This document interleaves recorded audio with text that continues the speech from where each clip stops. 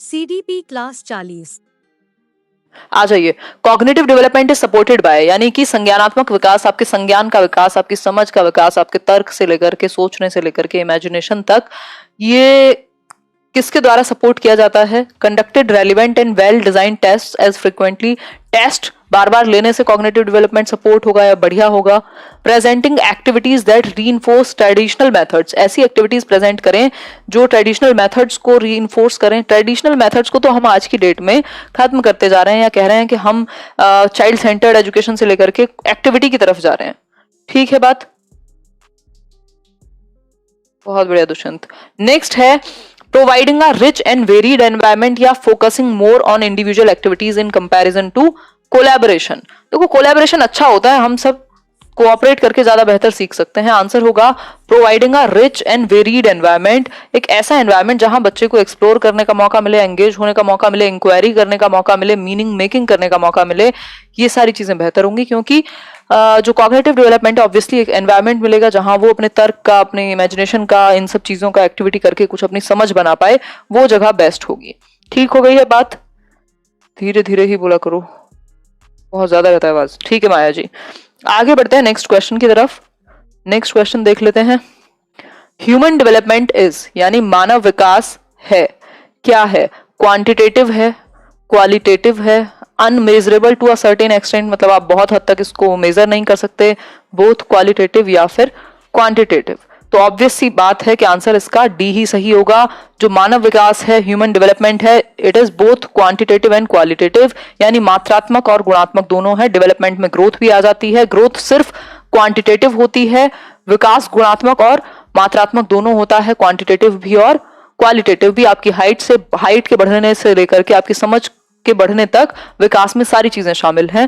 तो डेवलपमेंट एक inclusive term हो गया इस तरीके से। आगे बढ़ेंगे नेक्स्ट क्वेश्चन की तरफ। The nature nurture debate refers to, nature nurture debate बहुत ही फेमस डिबेट है, प्रकृति पोषण विवाद कहा जाता है कि नेचर इंपॉर्टेंट है कि नर्चर इंपॉर्टेंट है। ये जो बेसिकली डिबेट है इसका मतलब क्या है? तो पहला ऑप्शन है जेनेटिक्स एंड एनवायरनमेंट के बारे में है, बिहेवियर एंड एनवायरनमेंट के बारे में है, एनवायरनमेंट एंड बायोलॉजी के बारे में है, या फिर एनवायरनमेंट एंड अपब्रिंगिंग के बारे में है। एनवायरनमेंट और अपब्रिंगिंग कौन सी अलग चीज, बहुत बड़ी नई बात तो हुई नहीं यहाँ। तो आंसर क्या होना चाहिए ये बताओ एक बार। जेनेटिक्स एंड एनवायरनमेंट ये कह रहे हैं आप, बिल्कुल सही है बात, क्योंकि हेरिडिटी और एनवायरनमेंट, तो हेरिडिटी को यहाँ आनुवांशिकी यानी जेनेटिक्स कह दिया गया है, और वातावरण तो वातावरण है भी। तो डेवलपमेंट बराबर हेरिडिटी इनटू एनवायरनमेंट, अभी हमने लास्ट मैराथन सेशन में ही किया था। विकास, नेचर कहा जाता है हेरिडिटी को जिसको आप बदल नहीं सकते, स्टैटिक है, और नर्चर है एनवायरनमेंट, जैसे कि पोषण को आप बदल सकते हैं, जैसे आप एक पौधे को नर्चर करते हैं। तो ये एक बेसिक सी बात है, दोनों ही इंपॉर्टेंट है, किसी भी एक चीज को एकमात्र इंपॉर्टेंस नहीं दे सकते। कुछ जगह पर, कुछ क्षेत्र में एनवायरनमेंट ज्यादा इंपॉर्टेंट रोल प्ले कर जाता है, और कुछ जगह पर हेरिडिटी, इसलिए दोनों ही महत्वपूर्ण है। नेक्स्ट क्वेश्चन है आपके सामने, which of the following is a passive agency of socialisation, यानी सोशलाइजेशन की निष्क्रिय एजेंसी कौन सी है? बताइए एक बार। सिंपल सी बात है, पब्लिक लाइब्रेरी इसका सही आंसर है। ये क्वेश्चंस तो आपको बिल्कुल जबान पे होने चाहिए। सार्वजनिक पुस्तकालय यानी पब्लिक लाइब्रेरी इसका सही उत्तर होगा, है ना। Health club, family, eco club, इन सब में डायरेक्टली एक्टिव है, डायरेक्टली इन्वॉल्व है व्यक्ति, और एक्टिवली पार्टिसिपेट करेगा। बट यहाँ इनडायरेक्टली चुपचाप जाकर के बैठेगा भी, तब भी वहाँ की जो सोशल गतिविधियां हैं वो उसको सोशलाइज करेंगी, वहाँ की नॉर्म्स को सीखेगा। लाइब्रेरी में जाकर के भी बेशक वो किसी से बात ना कर रहा हो, लेकिन वहाँ का जो एक कल्चर है, वहाँ की जो नॉर्म्स है, वैल्यूज है, उनको फिर भी वो एक्वायर कर लेगा। नेक्स्ट क्वेश्चन है, in Vygotsky's theory which aspect of development gets neglected, मतलब वाइगोस्की के सिद्धांत में कौन सा एक एस्पेक्ट है, कौन सा एक पहलू है जिसकी उपेक्षा होती है, जिसको महत्वपूर्ण नहीं माना गया, जिसको इग्नोर कर दिया गया है? तो पहला ऑप्शन है सोशल, दूसरा है कल्चरल, तीसरा है बायोलॉजिकल, और last one is your linguistic aspect. किस एस्पेक्ट को वाइगोस्की ने महत्व नहीं दिया, हमसे ये पूछा है। कैसी चल रही है आप लोगों की तैयारी, कैसा है मूड? देखिए मन पे ध्यान दीजिए, मतलब ऐसे कहना तो बहुत ही ऐसा लगेगा बड़ी सी चीज, बट मेडिटेशन इज अमेजिंग। कोशिश कीजिए, थोड़ा पीस बहुत जरूरी है दिमाग को ना। आंसर कीजिए। उतना हम फिजिकल हेल्थ से भी प्रभावित नहीं होते हैं खराब होने से, जितना मेंटल हेल्थ से हो जाते हैं, है ना। बताओ एक बार, तो आंसर क्या होगा इसका? बायोलॉजिकल जो पार्ट है, जेनेटिक्स को उन्होंने बहुत ज्यादा महत्वपूर्ण नहीं माना, जबकि पियाजे ने माना है। और ये मैंने आपको कहा हुआ है, सोसाइटी, कल्चर और लैंग्वेज, इन 3 चीजों को सबसे ज्यादा महत्व दिया है वाइगोत्स्की ने। समाज, संस्कृति और भाषा के माध्यम से बच्चा सबसे ज्यादा अपने समझ का विकास करेगा, ऐसा कहते हैं कौन? नहीं, ऐसे श्री वाइगोत्स्की कहेंगे क्या? हाँ, तो बेसिकली लेव वाइगोत्स्की कहते हैं, जो 38 वर्ष की उम्र में इनका देहांत हो गया था, एक रशियन साइकोलॉजिस्ट थे।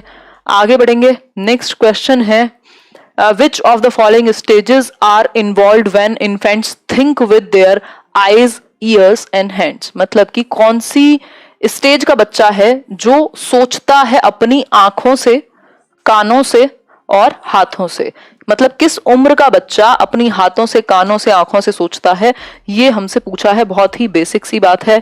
Concrete, pre operational, sensory motor या फॉर्मल ऑपरेशनल? बहुत कम टाइम में आपको सॉल्व करने के लिए दे रही हूँ, क्योंकि ये ऐसे क्वेश्चंस हैं जिनकी प्रैक्टिस आपको नींद में भी पता होने चाहिए। इतनी बार शायद आपने भी कभी ना कभी ये डिस्कस किए होंगे। तो देखिए एक बार आंसर क्या होगा इसका, sensory motor stage. C option जितने भी लोग दे रहे हैं, 3 लिख रहे हैं, उनका सही है। सेंसरी मोटर मतलब बच्चा अपने सेंसेस और मोटर एक्टिविटीज, मतलब चल कर, फिल कर, हाथों से, और सेंसेस मतलब आंखों से, इसके अलावा जो टच करके चीजों को, सुन करके, तो अपने सेंसेस से ही वो दुनिया की समझ बनाता है। जन्म से 2 वर्ष की अवस्था है सेंसरी मोटर, पियाजे की पहली स्टेज है। वस्तु, स्थायित्व, ऑब्जेक्ट, परमानेंस इसी में आता है।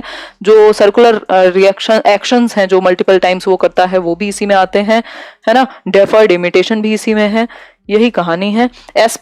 SPCF से आप याद रखेंगे, sensory motor, pre operational, concrete operational और फॉर्मल ऑपरेशनल, ये 4 स्टेजेस हुई पियाजे के संज्ञानात्मक विकास की। खोल के पिलाया है आपने CDP अभी, बिल्कुल ममता जी। जब एग्जाम में ना, मतलब 27 से कम तो आने ही नहीं चाहिए नंबर, अगर आप CTET की बात कर रहे हैं तो। CDP में बताइए एक बार, विच, और ये CDP आपको हर सब्जेक्ट में हेल्प करती है, CTET में स्पेसिफिकली।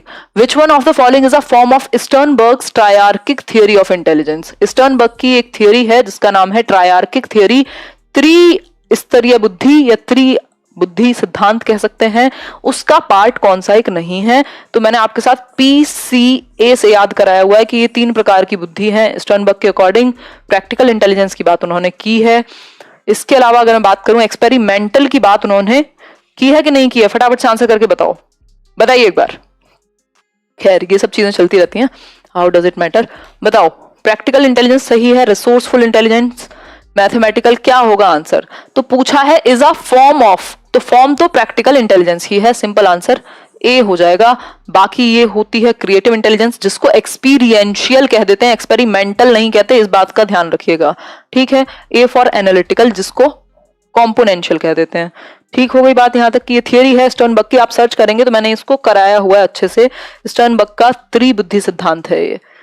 आगे बढ़ेंगे, who developed the first intelligence test? किसने पहला बुद्धि परीक्षण दिया? फर्स्ट इंटेलिजेंस टेस्ट किसने दिया? बुद्धि का परीक्षण पहली बार किसने दिया? David Wechsler, Alfred Binet, Charles Edward Spearman या फिर रॉबर्ट स्टर्नबर्ग? आंसर कीजिए एक बार, फिर आगे बढ़ेंगे। बताओ एक बार, आंसर करो। आंसर होगा एल्फ्रेड बिने। एल्फ्रेड बिने वो व्यक्ति हैं जिन्होंने पहली बार बुद्धि परीक्षण की बात की, और 1904 में एक फ्रेंच साइकोलॉजिस्ट थे, और फ्रांस गवर्नमेंट के कहने पे इन्होंने कुछ कुछ काम किया। तो पहला इंटेलिजेंस टेस्ट एल्फ्रेड बिने ने दिया विद थियोडोर साइमन, जो इनके कॉलीग थे। इसके अलावा अगर मैं बात करूं तो इनको फादर ऑफ इंटेलिजेंस टेस्टिंग कहा जाता है, यानी बुद्धि परीक्षणों के जनक कहा जाता है इंटेलिजेंस टेस्टिंग। इसके अलावा अगर मैं बात करूं, इंटेलिजेंस टेस्ट भी कह सकते हो। इसके अलावा अगर मैं बात करूं तो इन्होंने IQ नहीं दिया था, इन्होंने मेंटल एज का कॉन्सेप्ट दिया था, मानसिक आयु की संप्रत्यय, जो आपके IQ के फॉर्मूले में यूज होता है। IQ का फॉर्मूला एक बार याद करके बता दो। IQ का फॉर्मूला क्या होता है? मेंटल एज अपॉन में क्रोनोलॉजिकल एज, मानसिक आयु बटा वास्तविक आयु, गुणा कर देंगे 100 से। मानसिक आयु मतलब जिस लेवल पे आपका दिमाग फंक्शन करता है, वास्तविक आयु जितने साल के आप डेट ऑफ बर्थ से ऑन पेपर्स हैं एक तरीके से, तो और 100 से कर देंगे गुणा, इंटेलिजेंस कोशेंट, बुद्धि लब्धि निकल करके आ जाएगा। लेकिन ये फॉर्मूला स्टर्न ने दिया, और बाद में इसको जो ये प्रॉपर अपडेट किया है 100 लगा करके, वो टर्मन ने किया है। यहां तक की बात मेरे ख्याल में क्लियर हो गई है। Phonological awareness refers to the ability to, यानी कि जो फोनोलॉजिकल अवेयरनेस है उसका क्या मतलब है, बताइए एक बार। Reflect and manipulate the sound structure, speak fluently and accurately, know, understand and write, master the rules of grammar. Phonological awareness refers to the ability to, भाई फोनोलॉजिकल मतलब बोलने से संबंधित है, साउंड से संबंधित है। स्पीक फ्लुएंटली एंड एक्यूरेटली, जहां फोन आ जाए, फोनोलॉजिकल, फोनेटिक मतलब साउंड से रिलेटेड बात हो रही है। होमोफोन मतलब बोले सेम जाते होंगे, साउंड सेम होगी, तो फोन का मतलब ही यहाँ साउंड से है। आगे बढ़ेंगे, gender discrimination in a classroom. Gender discrimination यानी कक्षा में लिंग विभेद जो है does not affect the performance, बच्चे की परफॉर्मेंस अफेक्ट नहीं होती इससे, या फिर may lead to diminished effort और परफॉर्मेंस ऑफ स्टूडेंट्स, जो बच्चों की परफॉर्मेंस है वो घट जाती है। May lead to enhanced effort और performance of the male students, या फिर is done more by the male teachers then the female counterparts. Answer कीजिए, फिर आगे बढ़ेंगे। कोई बात नहीं, गलतियां यहां होंगी तभी तो ठीक होगा पेपर में। राकेश जी आंसर कीजिए, जवाब दीजिए। जेंडर डिस्क्रिमिनेशन का मतलब है, सिंपल सी बात है कि आप डिस्क्रिमिनेट कर रहे हैं और इससे बच्चे की परफॉर्मेंस डिमिनिश होगी, घटेगी, क्योंकि वो अपने आप को कम मानने लगेगा या बहुत ज्यादा मानने लगेगा, और ये दोनों ही चीजें खतरनाक हैं। ठीक, तो अगर आप विभेद कर रहे हैं, पक्षपात है कक्षा में, तो बच्चों की परफॉर्मेंस घट जाएगी। जिनको कम समझा जा रहा है वो तो वैसे ही एफर्ट करना छोड़ देंगे कि हमें तो वैसे भी कम ही समझा जाता है, या हम तो हैं ही नहीं इस लायक। A teacher collects and reads the work of the class, then plans and adjust the next lesson to meet students needs, he she is doing. एक शिक्षक या शिक्षिका हैं जो क्या कर रही हैं, कलेक्ट करती हैं बच्चों के वर्क को, जो भी काम बच्चों ने किया है उसको कलेक्ट किया उन्होंने, रीड किया, फिर आगे का लेसन प्लान किया कि आगे उनकी जो बच्चों की आवश्यकताएं निकल करके आई, उनके पेपर चेक करने के बाद या उनके काम को देखने के बाद, उसके अकॉर्डिंग उन्होंने नेक्स्ट लेसन को प्लान किया। तो ये क्या कर रही हैं, असेसमेंट ऑफ लर्निंग हो रहा है, असेसमेंट एज लर्निंग है, असेसमेंट फॉर लर्निंग है, असेसमेंट एट लर्निंग है। बताइए एक बार, वेट तो करो, थोड़ा टाइप नहीं कर पा रही, आंसर बता। अच्छा, ठीक है, थोड़ा सा रुक के मैं अब आंसर बताऊंगी ताकि आप टाइप कर पाओ पढ़ के, कोई बात नहीं। देखिए एक बार, इसका आंसर होगा assessment for learning, assessment for learning. Answer होगा इसका C, assessment for learning. Assessment for learning यानी सीखने के लिए आकलन। बच्चों का आकलन इसलिए किया गया था टीचर के द्वारा ताकि आगे वो अपने मेथड में परिवर्तन कर सकें, बच्चों की नीड्स को समझ सकें और आगे लर्निंग अच्छी हो सके, इसलिए assessment for learning. As learning, खुद से बच्चे जब स्वयं का आकलन करें, सेल्फ असेसमेंट हो जाएगा। ऑफ लर्निंग है, अंत में किया जाएगा या एंड टर्म एग्जामिनेशन होगा जब जज किया जाए बच्चे को, आगे इंप्रूवमेंट की गुंजाइश ना बचे। तो एफ जो है वो किस में आ जाएगा, एफ आ जाएगा असेसमेंट फॉर लर्निंग में, और एस से आ जाएगा असेसमेंट ऑफ लर्निंग में। ठीक हो गई बात। एट लर्निंग इस तरीके से काम करता है कि पता भी नहीं लगता कि असेसमेंट है और हो भी रहा है।